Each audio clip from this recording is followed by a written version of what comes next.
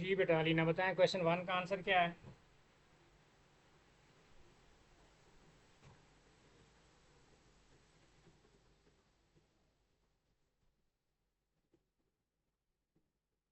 Sir B है। Good. B है। Question number two का क्या है। डी। लार्जेस्ट यूनिट और स्मॉलेस्ट यूनिट आपने बताना है। डी। बी। डी बहुत। D tera and then okay.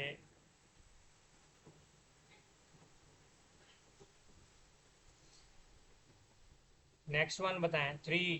इसकी percentage uncertainty. What is the percentage uncertainty in the density. Remember 6.7। Density is equal to mass over volume. लेकिन ये आपके पास क्या चीज़ है, स्फेयर है।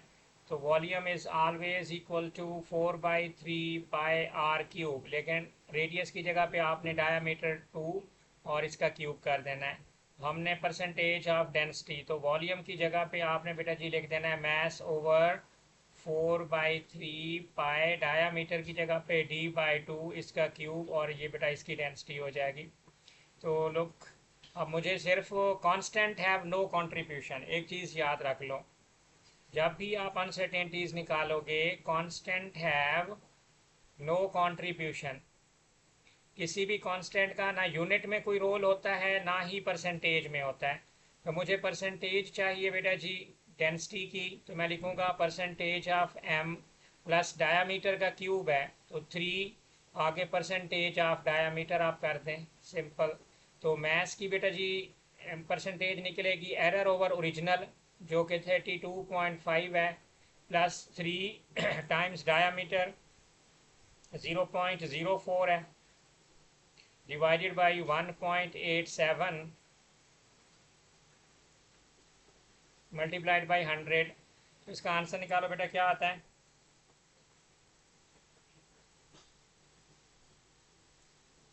रानिया रिहान, इसका आंसर बेटा क्या है। 6.7। 6.7 मीन्स आपके पास जो है ना ये डी वाला ऑप्शन हो गया।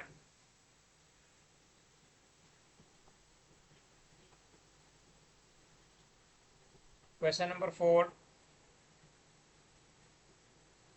हेड टू टेल रूल के अकॉर्डिंग आप ये बताओ which vector C. Represents. Sir आपने अगर ये 20 तक करवाने, ये सिर्फ आपने 20 तक करवाने हैं अभी। नहीं, कोशिश करेंगे मैक्सिमम कंप्लीट कर लें।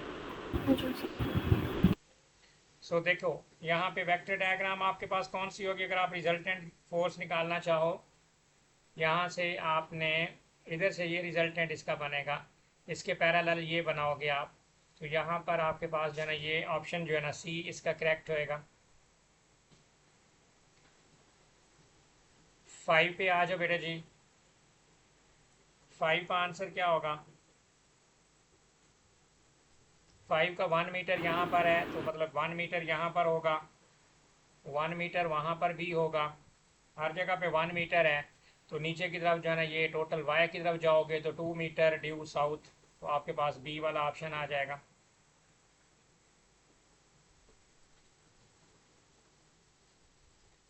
पार्ट 5 में आप आ गए। What is the difference of the maximum Heights of the two rocks. आपने यहाँ पर दो हाइट्स लेनी है। हमारे पास ये हाइट्स 12 है, अगर ये वाली ट्राइंगल आप ले लो तो इस ट्राइंगल की जो होगी एरिया बेटा 1/2 into 12 into 1.2, this point is 1.2। और फिर आप बेटा जी इसको भी देख लो, यहाँ पर अगर आप आ जाओ तो उसकी भी हाइट तो वही होगी, तो यहाँ पर उसका निकाल लो 1/2 ये बेस। राइट वाली ट्रायंगल का लेंगे तो वही चीज होगी। वही चीज़ होगी, एक दफ़ा फुल का ले लें और एक दफ़ा जो है ना इस हाफ का ले लें, तो 1/2 बेस इसकी यहाँ पर 4 से पहले पहले मतलब 3.2 है, और हाइट इसकी भी बेटा 12 होएगी। तो पहले इसका आंसर निकालें और इसका आंसर निकालें और दोनों का डिफरेंस ले लें। सर इस वाले क्वेश्चन में सिर्फ एक से क्यों माइनस करते हैं हम नेक्स्ट में से प्रीवियस माइनस देखो ना, what is the difference in the maximum height areas जो एक ट्रायंगल ऊपर वाला सिर्फ एक ट्रायंगल नीचे वाले से क्यों हम माइनस करते हैं नीचे मतलब जाने की ज़रूरत ही नहीं है। देखो आप पॉजिटिव से भी निकाल दो तब भी हमारा काम हो जाएगा, तो नीचे वाले मैंने तो से सुबह मार्च से माइनस किया था उसको। तब भी ठीक आ गया था आपका आंसर, वो फ़र्क नहीं पड़ता। लेकिन मैं यहीं पर भी अगर करना चाहूँ ना, एक दफ़ा आंसर वेरीफाई करें। अलीना बेटा आप ये इसको, दूसरे तरीके से भी करके दिखाएं। आप पहले ये तरीके से तो आंसर निकालें ना, पहले इसका तो निकालें। 2 1 2, 2 टाइम्स 6 हो जाएगा, और ये 6 × 1.2 कितना हो जाएगा बेटा जी?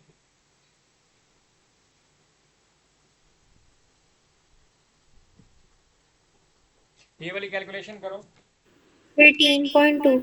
दूसरा भी निकालो।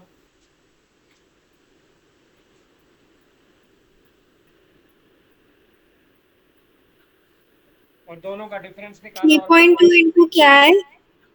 3.2 × 12, बेस तो दोनों की हाइट है ना, सेम है।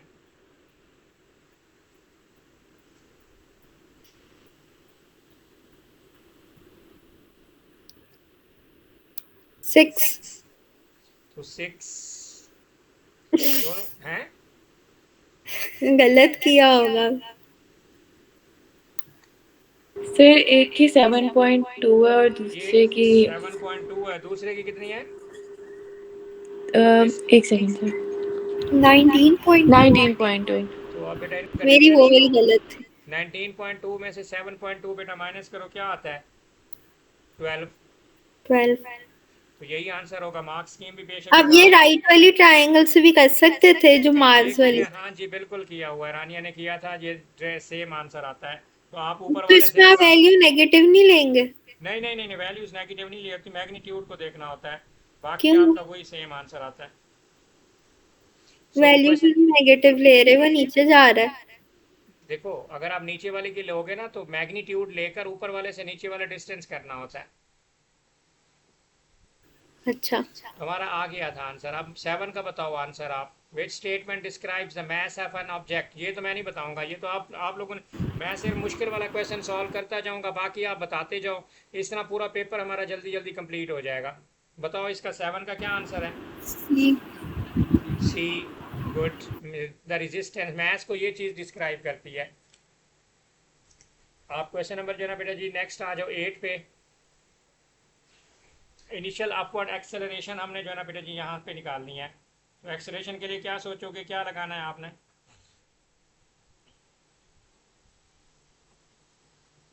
F is equals to M. शाबाश। तो F is equal to M A यहाँ पर हम लगाएंगे। This is F is equal to M ए।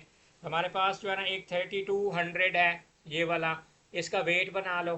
3200 को बेटा जी आप 9.81 से मल्टीप्लाई करो, ये एक हो जाएगा, माइनस दूसरी फोर्स आपके पास जो है ना वो जब ये 200 उसमें से डिक्रीज कर दो तो बाकी 3000 बच जाएगा।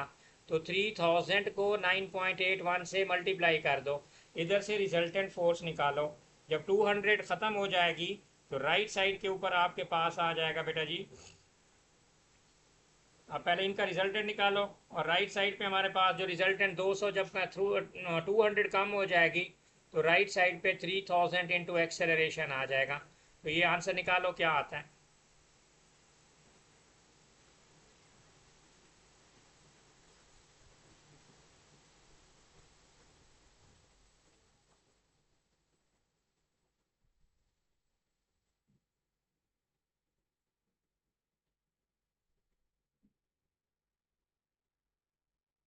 सी। सी, अब ये आपने चेक करना है। सी आंसर है रानी रेहान? सर बी है। बी है तो बेटा कैलकुलेशन में आपका मसला हुआ है, दोबारा करिए। सर क्योंकि ये 3200 को आपने पहले जो था उसे 9.81 से माइनस करके मल्टीप्लाई, वो पहले मल्टीप्लाई करना है और फिर 3000 को इंटू 9.81 करके माइनस कर देना है। जी और फिर डिवाइड किया था।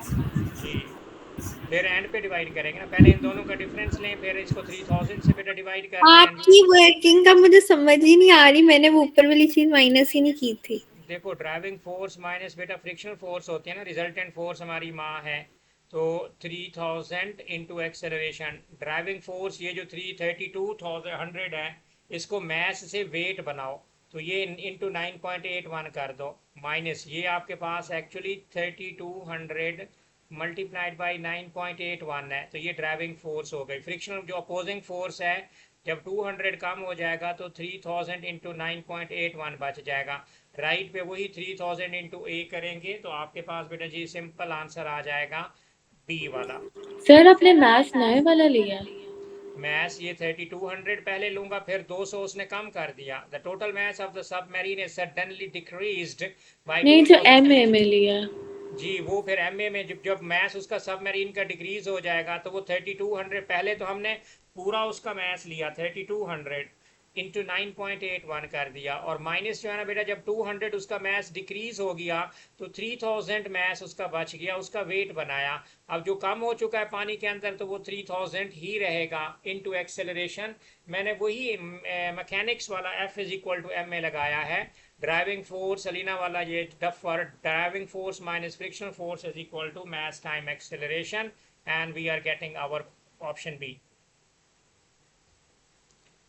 क्वेश्चन नंबर 9 पे आ जाओ बेटा जी। जो आपके पास रेजिस्टिव फोर्सेस होती हैं, रिमेंबर जो रेजिस्टिव फोर्स होती है दैट इज इक्वल टू, उसमें फ्रिक्शन आ सकती है, फ्रिक्शन के साथ एयर रेजिस्टेंस भी होती है। The box in air, air के अंदर तो उसमें एयर रेजिस्टेंस भी होगी और सरफेस के ऊपर फ्रिक्शन भी होगी, तो ये दोनों मिलके रेजिस्टिव फोर्सेस बन जाएंगी। तो जब रेजिस्टिव फोर्सेस फ्रिक्शन और एयर रेजिस्टेंस दोनों ऐड होकर अपोजिशन करेंगी तो एक्सेलरेशन डिक्रीज होगा, लेकिन magnitude of the total resistive forces increase हो जाएंगी। तो D will be your option.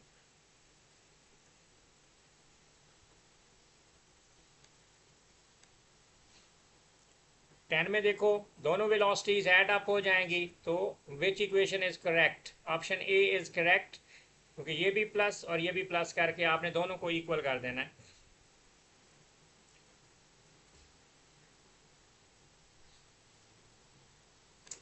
Eleven पे आ जाओ बेटा जी, बताओ मोमेंट। मोमेंट का फार्मूला क्या होता है? Force multiplied by perpendicular distance. Remember this, perpendicular distance की बात होती है। तो ये वाली हमारे पास जो फोर्स है इसके ऊपर परपेंडिकुलर डिस्टेंस कौन सा है? ये वाली जो फोर्स आ रही है इसके ऊपर ये परपेंडिकुलर डिस्टेंस है ओ। सर ऊपर आपने प्लस क्यों किया है? डायरेक्शंस तो ऑपोजिट हैं दोनों में। वेलोसिटीज तो ऐड हो जाएंगी ना बेटा, अगर अपोजिट हैं तो एक पॉजिटिव लो दूसरी नेगेटिव लो, तो नेगेटिव नेगेटिव आपके पास जो है ना पॉजिटिव हो जाएंगी बिफोर कोलिजन, और अपोजिट कोलिजन के अंदर जो है ना फिर ऐड होंगी। Two balls X and Y approach each other along the stream line and collide, the collision is perfectly elastic.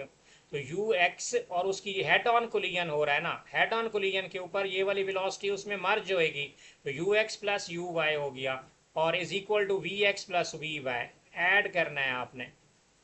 Head on collision है, the collision is perfectly elastic, the initial speeds are ux and uy respectively. After the collision they move apart with vx and vy, their directions are shown and which equation is correct? तो आपको इसको add करना है। जब वो head on collision के अंदर आए तो ऐड वाला वर्ड याद रखिएगा। 11 के अंदर बेटा जी क्या करेंगे आप? परपेंडिकुलर डिस्टेंस कौन सा है फोर्स के साथ? फोर्स के साथ ओ वाई वाला डिस्टेंस परपेंडिकुलर है, तो B defines force and perpendicular distance. ये वाली फोर्स है यहां तक और इसके ऊपर ये वाला डिस्टेंस परपेंडिकुलर है। क्वेश्चन नंबर 12 इंपॉर्टेंट है।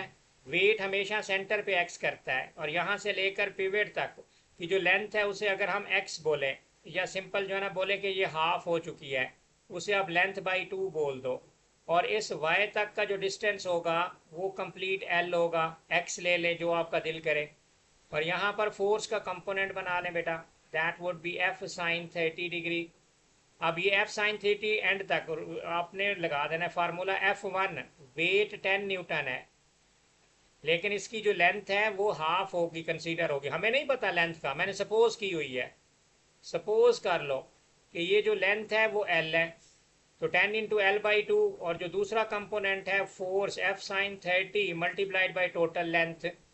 अब 2 1s are 2, 2 5s are। Sir आप f sin 30 into L over 2 into 2, अच्छा वैल्यू हो गया। वो एल ही होगा ना, एल के साथ तो बेटा जी एल कट जाएगा।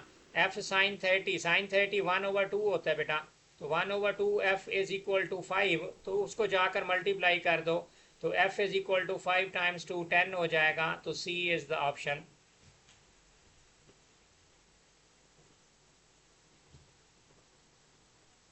अब अगली बात देखो बेटा, ये इंपॉर्टेंट था लेकिन आसान था।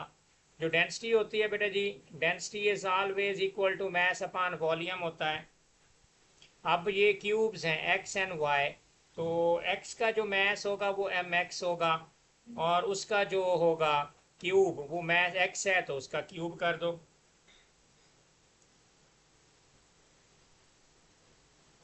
इज इक्वल टू my, और वो y का क्यूब हो जाएगा।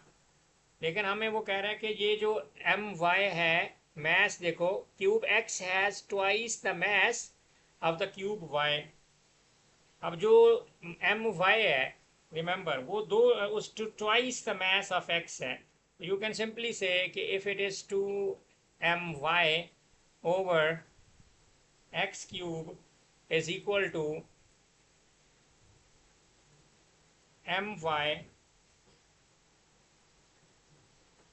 Over y cube. अब my से my कट गया, उसने कहा x और y की वैल्यू निकालो, तो x cube over y cube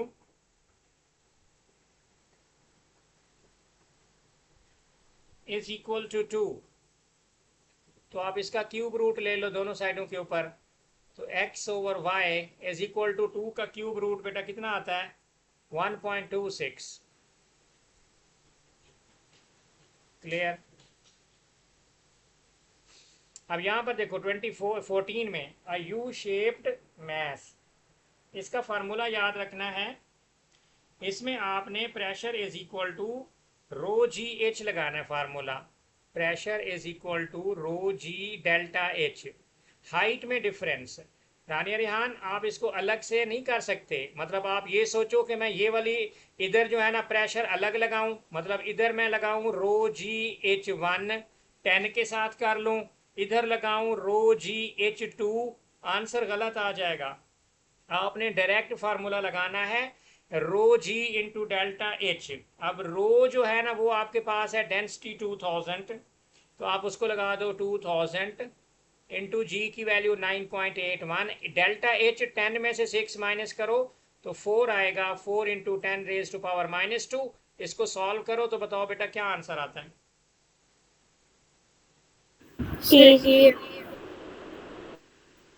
780 बेटा जी, ये वाला आंसर है।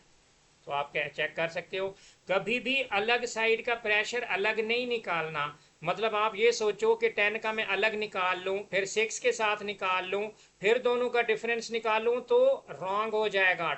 आपने वो नहीं करना, आपने जस्ट इस फार्मूले पे फोकस रखना है। जब भी प्रेशर का ये जो यू शेप्ड ट्यूब आ जाती है, इसमें direct rho g into delta H, left side पे जो भी हाइट होएगी आपने राइट साइड वाली हाइट को माइनस करना है, तो you will be getting your pressure difference. वो प्रेशर डिफरेंस बेटा जी आपके पास आ जाएगा डायरेक्ट। अब एफिशिएंसी का फार्मूला क्या होता है बेटा, एफिशिएंसी का फार्मूला हमारे पास होता है power output over power input multiplied by 100। तो जो पावर आउटपुट है P out over total input, that is okay efficiency.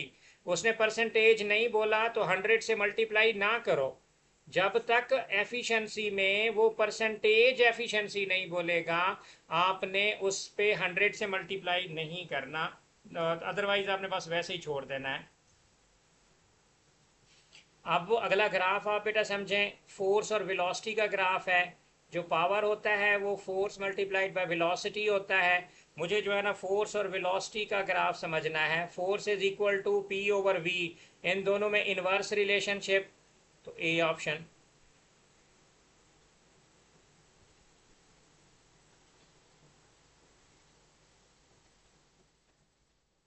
देखो जब भी कोई चीज स्लाइड प्लेन पे आ रही होती है ना, तो हम बताते हैं रिजल्टेंट फोर्स।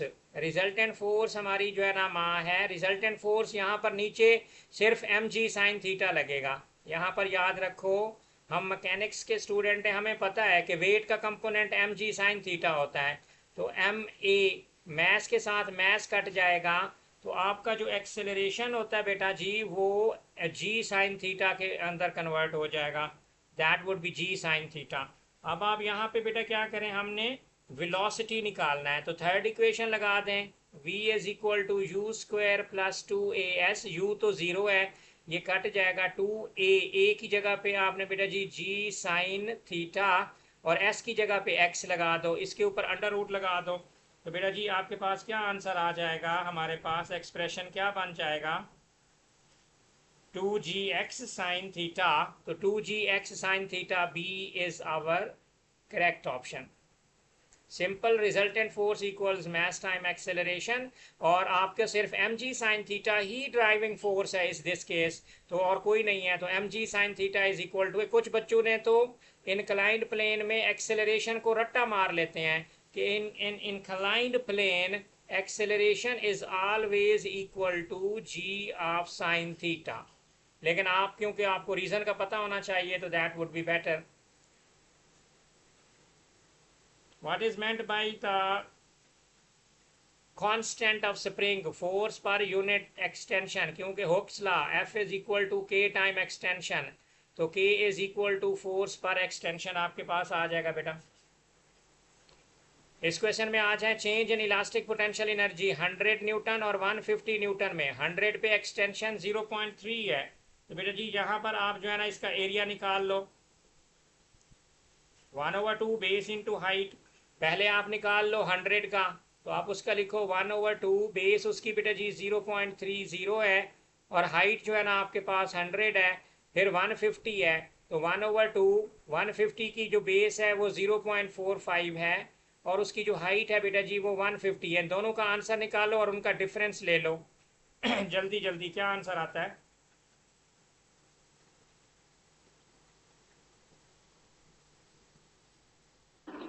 बी आते हैं। बी आता है, दैट इज 19 जूल। तो 20 पे आ जाओ।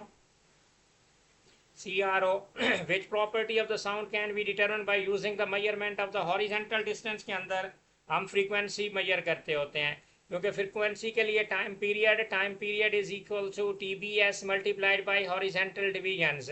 जब टाइम पीरियड आ जाता है तो फिर हम फ्रीक्वेंसी निकालते हैं, and frequency is equal to 1/टाइम पीरियड।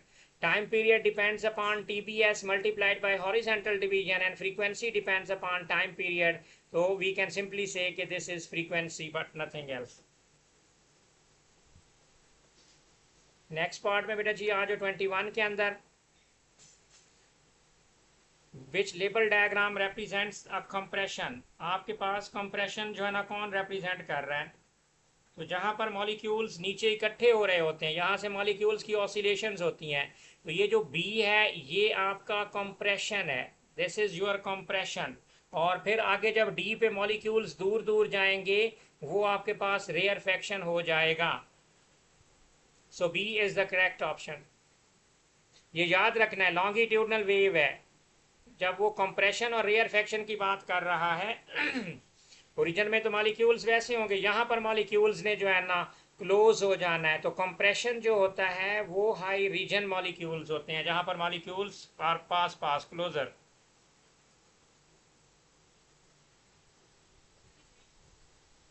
ट्वेंटी टू को देखो, a source X emits a sound of constant frequency F. The wave is subsequently received at stationary detector Y. The frequency of the wave that is detected by Y is less than F. What could be the reason for this? Between X and Y, the wave undergo diffraction? No. Between X and Y, the wave undergo reflection? No. X is moving away from Y. The X emits a sound, हाँ जी ये दूर जा सकता है, जिससे frequency जो है ना कम हो रही है। Wave is subsequently received at the stationary detector. तो डॉपलर इफेक्ट है, C is your option.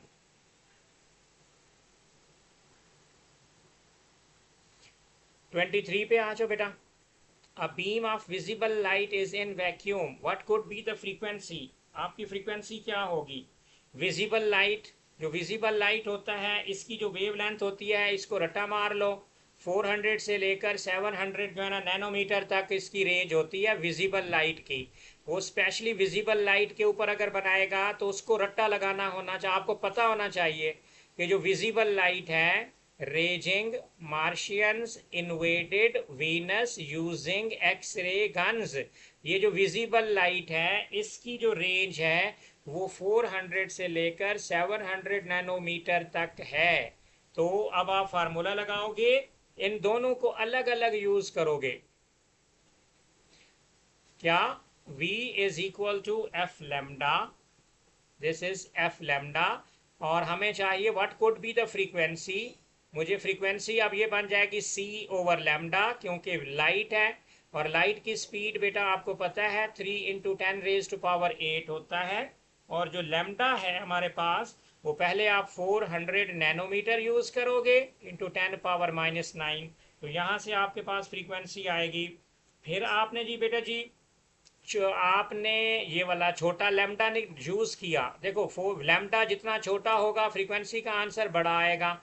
Again I am using the formula that is equal to C over lambda max. Lambda 2 होंगे ना, लेट्स सी, ये lambda minimum हो गया आपका। अगर lambda minimum है तो फ्रीक्वेंसी मैक्सिमम निकलेगी आंसर में, और यहाँ पर मैं ये यूज करने लगा हूँ मैक्सिमम, तो ये मेरे पास मिनिमम में आंसर आएगा। तो C बेटा जी 3.0 इंटू 10⁸, नो डाउट।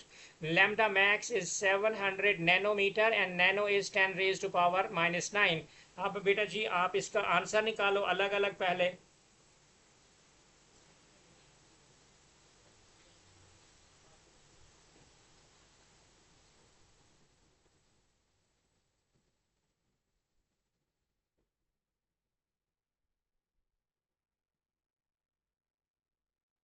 निकालें बेटा, इसका क्या आंसर है और इसका क्या है, इन दोनों का डिफरेंस लें तो आपके पास आंसर आ जाएगा। सी आप लिखते हैं स्पीड ऑफ लाइट के लिए?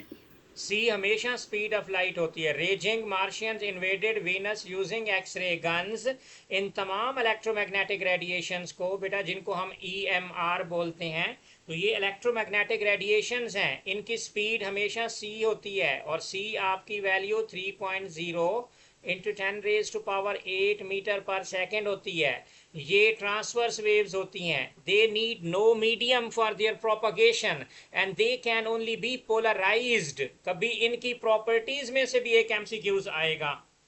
तो इनके आंसर बताओ बेटा, दोनों अलग अलग निकालो और उन दोनों का डिफरेंस निकालो और बताओ कौन सी ऑप्शन है।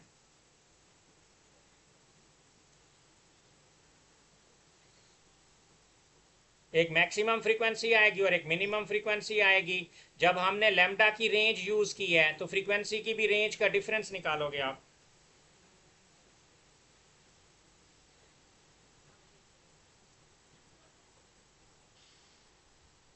जी मिनाहल बेटा आप जल्दी जल्दी कैलकुलेशन करो। दानियाल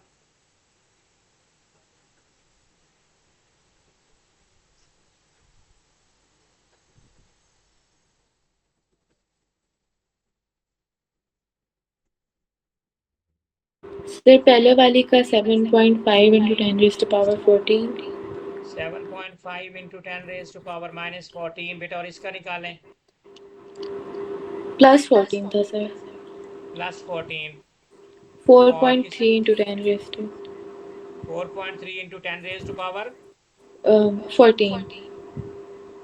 तो इनका डिफरेंस निकालो बेटा, डिफरेंस निकालो तो 7 में से 4, 7 माइनस 4.3,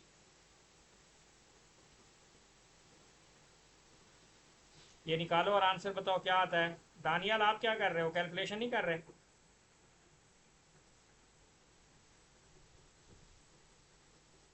3 इंटू 10⁻14। क्या आ रहा है आपके पास? 7.5 में से 4.3 माइनस करो, क्या आता है? 3.2। ओके, कोई ऑप्शन है 3.2 वाली? सर हम बस पावर दे के भी तो कर सकते हैं, क्योंकि 14 वाली एक ही पावर है। 14 की पावर आनी चाहिए, बस ये याद रखो, और 14 की पावर D में है, तो ये वाली आंसर आपका करेक्ट होएगा। 10 की पावर यहाँ पे मैटर कर रही है, तो बाकी ये पावर के साथ चेक कर लो, यही आंसर होगा।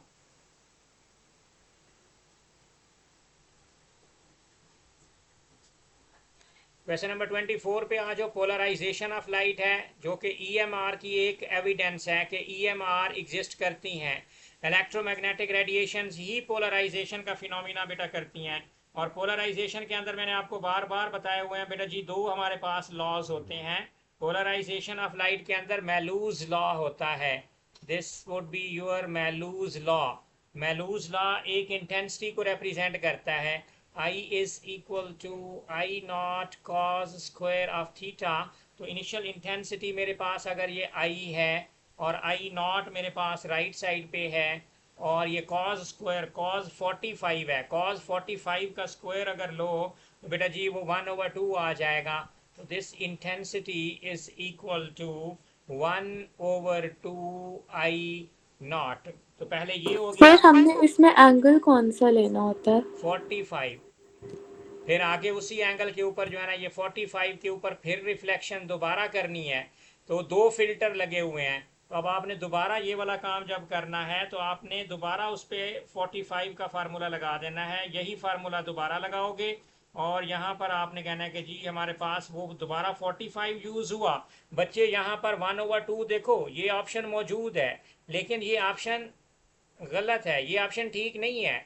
तो जब बच्चा I is equal to I naught, दो फिल्टर लगे होंगे ना, तो you have to repeat the process, आपको उसे मल्टीप्लाई करना पड़ेगा। तो इसका मतलब है दोनों एंगल सेम है। तो आई इज इक्वल टू हमारे पास अगर आई नॉट ओवर 2 आ गया तो दूसरे का भी तो आई नॉट ओवर 2 आ जाएगा ना हमारे पास। तो in the terms of I not हमारे पास, क्योंकि I1 जो I2 जो है ना वो 1/2 आई के इक्वल है, तो 1/4 वाला जो ऑप्शन होगा ना वो आपका ठीक हो जाएगा और ऑप्शन बी करेक्ट आएगा। सर कभी इसमें होता है कि हमने वो माइनस करना होता है एंगल, नहीं, तभी 90 मल्टीप्लाई के करना साथ। है आपने इनको, फिल्टर सेम हो, सेम एंगल के साथ आप अगर दो फिल्टर रखे हुए हो तो आपने यहाँ पर उसको मल्टीप्लाई करना है। और अगर एंगल अगर जो है ना कोई दूसरा डिस्क्राइब करके एंगल पूछेगा तो फिर आप उसके अंदर जो है ना वो माइनस ऐड कर दोगे एंगल अल्फा के लिए। ये 24 और 23 के चारों वेरिएंट्स करके ना इसका पैटर्न समझ लो, यही लेटेस्ट बेटा पेपर पैटर्न है, इससे तो वो हट नहीं सकता एग्जामिनर। अब बताओ 25 के अंदर क्या होता है, which statement about the progressive wave is not correct. Progressive wave क्या नहीं हो सकती? प्रोग्रेसिव वेव के लिए कोई शर्त नहीं होती कि वो कांस्टेंट फेज डिफरेंस रखे। प्रोग्रेसिव बाकी सारा कुछ ठीक है, ये सारा कुछ ठीक है, लेकिन ये नहीं हो सकता, उसने नॉट करेक्ट पूछा हुआ है। प्रोग्रेसिव वेव सब कुछ हो सकती है लेकिन constant phase difference coherent wave की प्रॉपर्टी होती है, that is the property of coherent wave. तो कोहेरेंट वेव हो सकती है कांस्टेंट फेज डिफरेंस वाली, बट प्रोग्रेसिव वेव नहीं हो सकती। अब स्टेशनरी वेव्स बेटा जी आपके पास आ गई हैं, आपके पास जो है ना ये डिस्टेंस बता दिया गया है। अब जब आपके पास जो है ना बेटा जी डिस्टेंस बता दिया जाए, ये λ/2 होती है कंप्लीट आंख और ये λ/4 होती है, तो λ/2 प्लस λ/4 तो ये आपको 3/4 लैम्डा दे देगा। आगे आपने बेटा जी ये 60 सेंटीमीटर है तो इसको 0.60 बना लो, तो लैम्डा की वैल्यू निकाल लो, तो that is 0.60 multiplied by 4 divided by 3। बताओ क्या आंसर है? लैम्डा का आंसर बताओ 0.60 इंटू 4 डिवाइडेड बाई 3।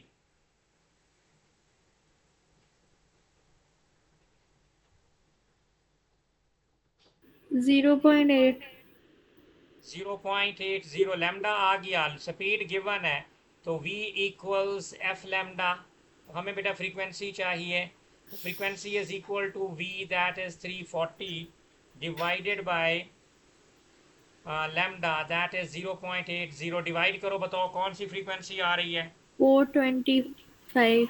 425, तो इसका मतलब है a।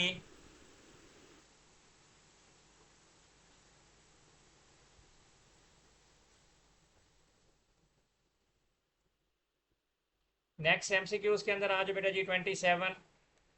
A continuous progressive water wave in a ripple tank passes through a gap in a barrier and diffract. The width of the gap is greater than the wavelength of the wave, which change causes the wave to spread over a larger angle as they pass. A small decrease in wavelength of the gap, a small decrease in the width of the gap. याद रखो diffraction की एक definition होती है, जो आपके पास थोड़ा diffraction, सा ऊपर करते हैं, जी बेटा, वर्किंग देखती है पिछले वाले की, थोड़ा सा ऊपर करते हैं। जी बेटा जी देखें, ये मैं फाइल शेयर कर दूंगा बेटा जी, ये सारी वर्किंग आपके पास आ जाएगी। अभी आप सिर्फ समझो, लिखने की टेंशन ना लो। मैं ये क्लास खत्म होते ही ये वाली फाइल सेव करके ना आपको शेयर कर दूंगा। ये सारी आप सिर्फ अभी समझने पे फोकस करो, लिखने पे ना करो। ये सारी फाइल मैं आपको सेंड कर दूंगा। डाइफ्रैक्शन तब हो सकती है बेटा जी, याद रखो, अगर इधर से कोई वेव आ रही है ना, उसकी जो वेव लेंथ है वो इस गैप साइज के अगर इक्वल हो जाए, तो ये जो गैप साइज होता है ये मैटर कर रहा होता है। तो small decrease in the width of the gap which change causes the wave to spread over a larger angle, आप थोड़ा सा उसका जो गैप है वो डिक्रीज कर दो। इट शुड बी इक्वल और ग्रेटर देन डाइफ्रैक्शन का फिनोमिना आपको मिलना शुरू हो जाएगा, this this this this and this.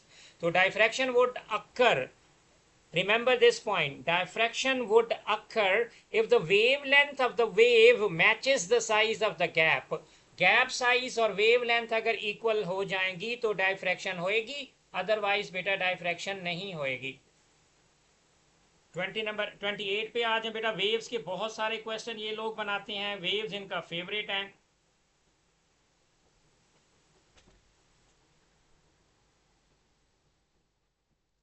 अब देखिए क्या बोल रहा है, the diagram shows a view from above the double slit experiment. Double slit में ये स्लिट सेपरेशन होता है और इसका जो फार्मूला होता है x is equal to lambda into d over a. L is a monochromatic light, monochromatic mean having single colour. Source with a vertical filament b is a barrier with two narrow vertical slits and S is a screen upon which interference fringes are formed। यहाँ पर fringes बनती होती हैं जिनको हम X बोलते होते हैं, bright to bright, dark to dark। The intensity I is at the point on the screen where the center of the fringe pattern forms। तो intensity is directly proportional to amplitude square। intensity और amplitude आपके पास square में होते हैं। अब अगर आप देखो तो क्या कह रहा है, intensity is directly, intensity one point where the centre of the pattern forms, ठीक है, सेंटर पे बनेगी।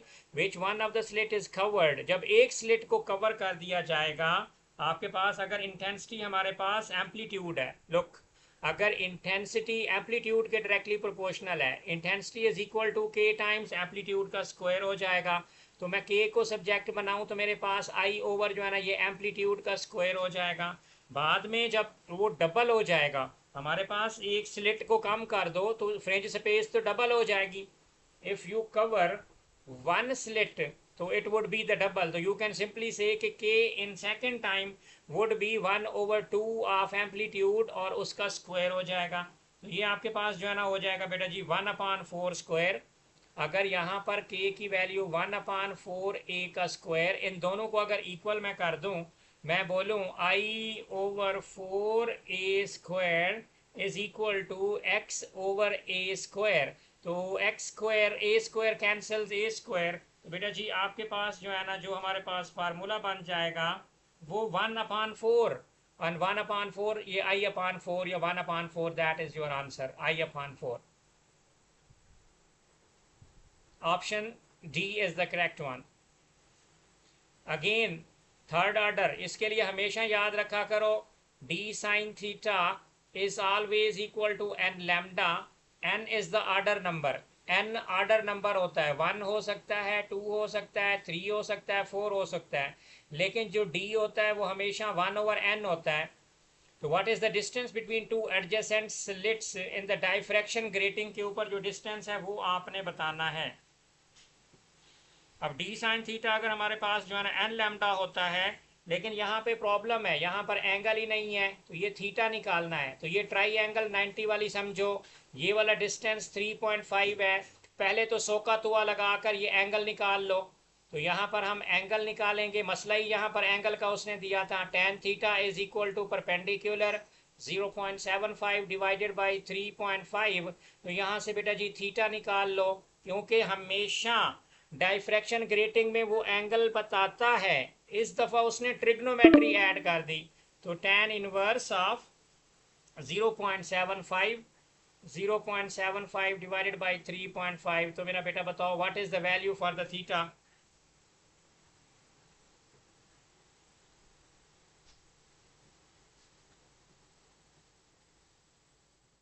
थीटा की वैल्यू क्या है मिनाहिल?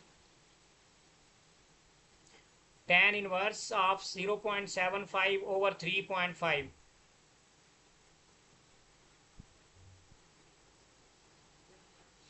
अलीना 12.09। 12 डिग्री या 12 पॉइंट समथिंग जो है ना degree, that is your theta. अब डी साइन थीटा लगा लो, हमें ये नहीं चाहिए एन नंबर ऑफ लाइंस, तो इस दफा उसने पूछे ही नहीं है, तो d is equal to 1 over n करने की जरूरत ही नहीं है। तो d multiplied by sine 12 degree is equal to n. N कौन सा ऑर्डर है? थर्ड ऑर्डर है। तो अब यहाँ पर जो है ना उसकी वैल्यू एन की जगह पे जो है ना बेटा जी आप 3 पुट कर दो, तो यहाँ पर आप लिख दो कि sir this is 3।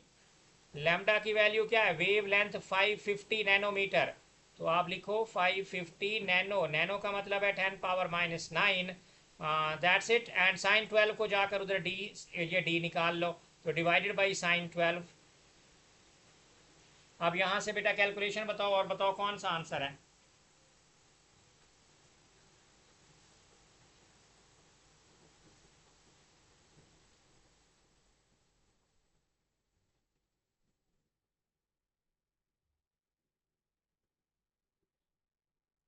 3 into 550 into 10 power minus 9 divided by sine 12 degree.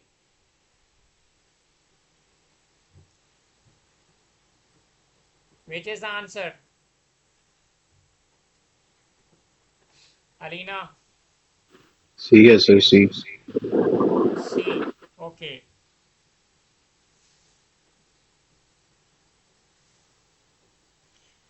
Next. 30. Which charge can be carried by a charge carrier? Charge carrier हमारे पास, तो चार्ज जो होता है वो तो होता है n इंटू ई।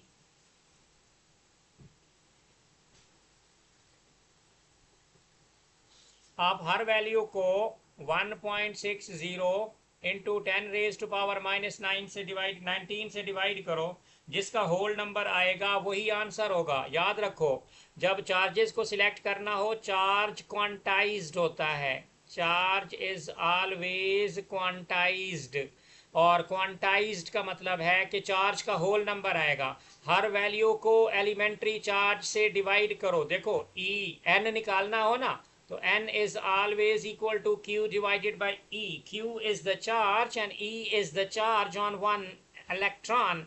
तो q सारे गिवन है। आप हर ऑप्शन ए के q को इलेक्ट्रॉन एलिमेंट्री चार्ज से डिवाइड करो, जिसका आंसर क्वांटाइज्ड का मतलब है होल नंबर, आपका होल नंबर आना चाहिए।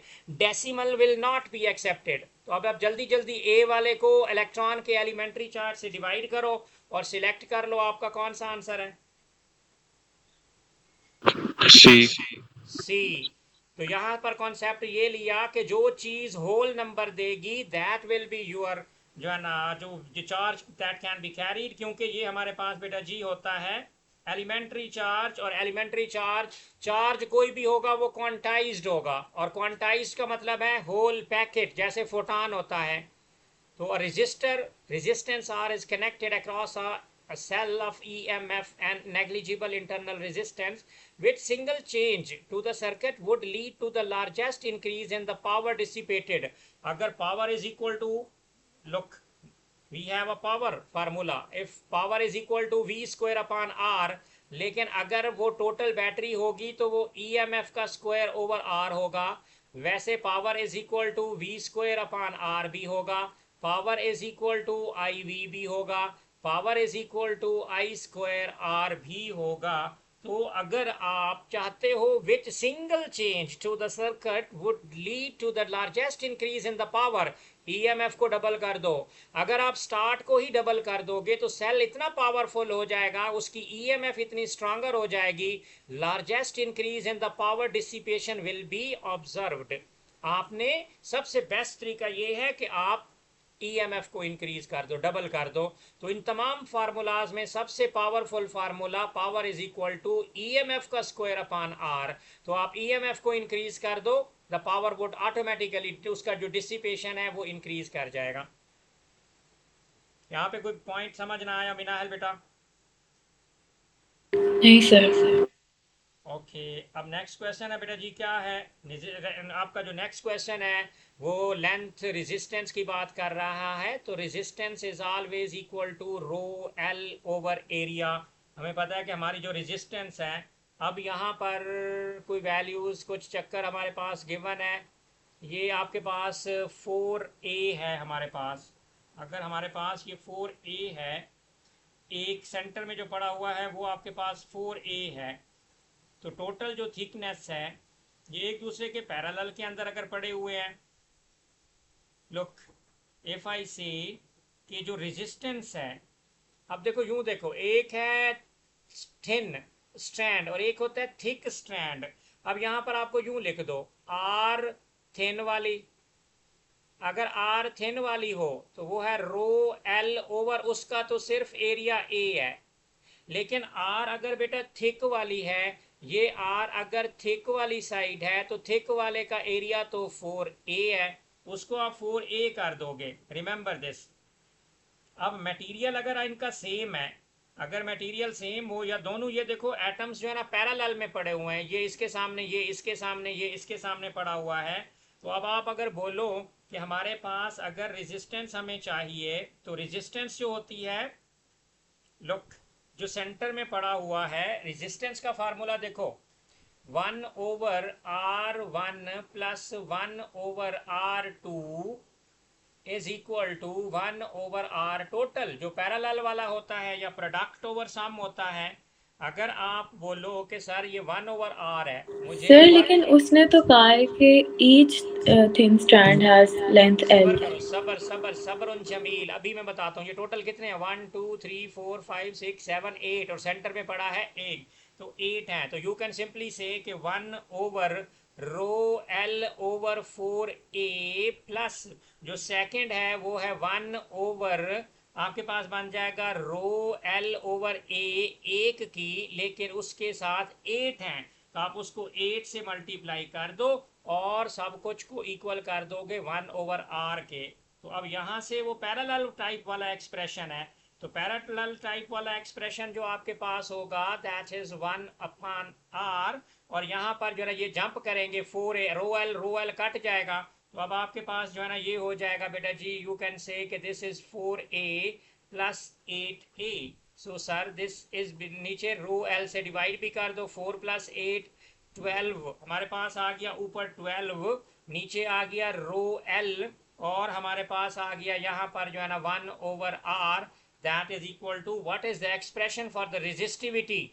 आपने रेजिस्टिविटी का एक्सप्रेशन बनाना है, और अगर आप रेजिस्टिविटी को सब्जेक्ट बना दो, अगर आप रेजिस्टिविटी को सब्जेक्ट बनाते हो तो बेटा जी आपका हो जाएगा 12a, this one, this option D will be the correct one.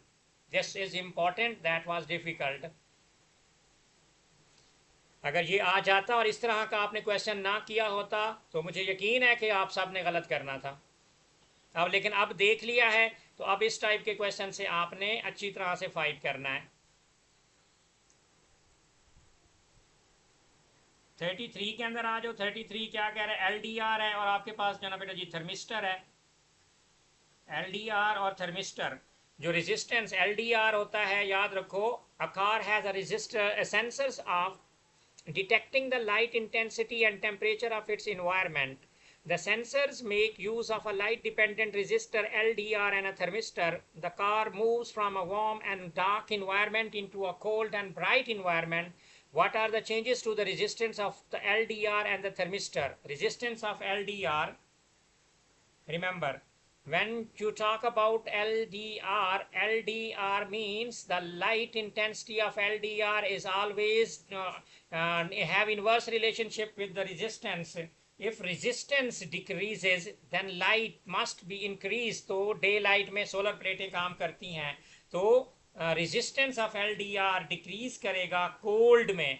Cold की बात कर रहा है वहां पर, कोल्ड में टेम्परेचर कम होता है, रेजिस्टेंस कम होती है, तो लाइट, तो रेजिस्टेंस ऑफ लाइट डिक्रीज करेगी। अगर वो डिक्रीज करेगी तो रेजिस्टेंस ऑफ थर्मिस्टर जो है ना वो इंक्रीज, क्योंकि थर्मिस्टर का कुछ और सीन होता है। थर्मिस्टर में आर और टेम्परेचर के दरमियान में इनवर्स रिलेशनशिप होता है। अगर रेजिस्टेंस डिक्रीज करेगी तो उसका जो टी है वो रेजिस्टेंस जो है ना वो इंक्रीज कर, डिक्रीज, और उधर से सॉरी लाइट होगी तो टेम्परेचर आपका जो है ना ये हो जाएगा। This would be C, option number C, correct one.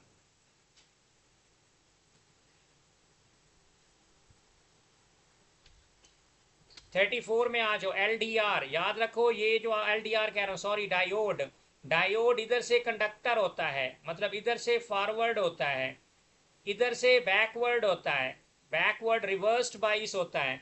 ये अगर पॉजिटिव बैटरी है तो ये यूं करंट तो जाएगा, यूं करंट वापस आ जाएगा इसके अंदर, ये करंट यूं तो जा सकता है लेकिन इधर से करंट यूं नहीं आ सकता।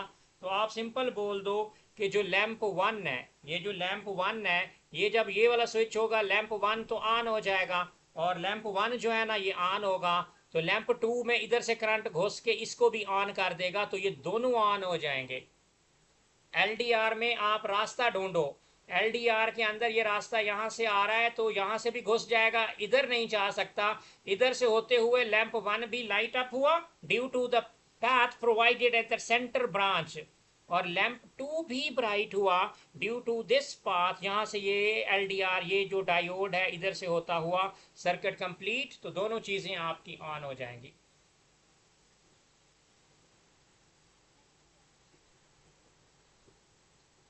अब पीछे बताओ 35 ऑप्शन क्या है, ये तो आपके पास नॉलेज बेस्ड है।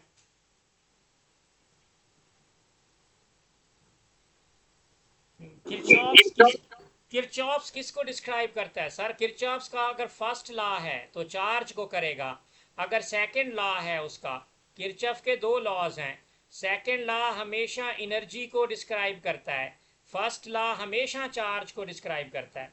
रट्टा मार लो। सबसे इजीएस्ट बेटा जी ये टॉपिक होता है, आप जो है ना अगर इसके जो है ना कॉन्सेप्ट क्लियर हैं तो यू कैन इजीली से कि हम इसको सॉल्व कर सकते हैं सर। ये देखो यहाँ पर EMF है, किरचॉफ्स का लॉ आपके पास लूप चल रहा है,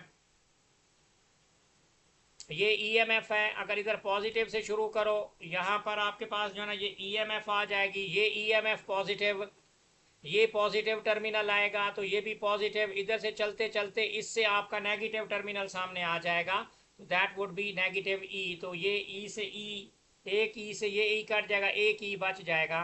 तो आपके पास मतलब यू कैन सिंपली से कि जो वोल्टेज होती है, जो वोल्टेज होती है वो EMF को डिवाइड करती है, तो 3 हिस्सों में 1 2 3, तो EMF को 3 से डिवाइड कर दो, तो EMF आपकी जो 3 से डिवाइड होगी बेटा जी,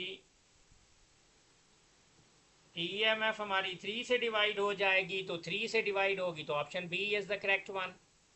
देखो जो लूप में ट्रेवल करना है ना, आपने इसको लूप बनाना है किरचॉफ सेकंड लॉ के अकॉर्डिंग, ABCD, यहाँ से चल रहे हो तो ये वाला चीज जो है ना, ये बैटरी का पॉजिटिव करंट तो यूं फ्लो करेगा, ये पॉजिटिव से चले, आगे पॉजिटिव आए तो positive positive will always be added, लेकिन जब चलते चलते आपके पास नेगेटिव आएगा तो नेगेटिव आपको नेगेटिव लेना पड़ेगा। तो 3 EMF थी इन दिस लूप, तो एक पॉजिटिव, दूसरी पॉजिटिव, तीसरी जो है ना नेगेटिव, तो ये कट गई, तो EMF विल बी, जो सिंगल EMF है will be divided in 3 parts, यहाँ पर और यहाँ पर, तो एक ही EMF 3 हिस्सों में डिवाइड हो जाएगी।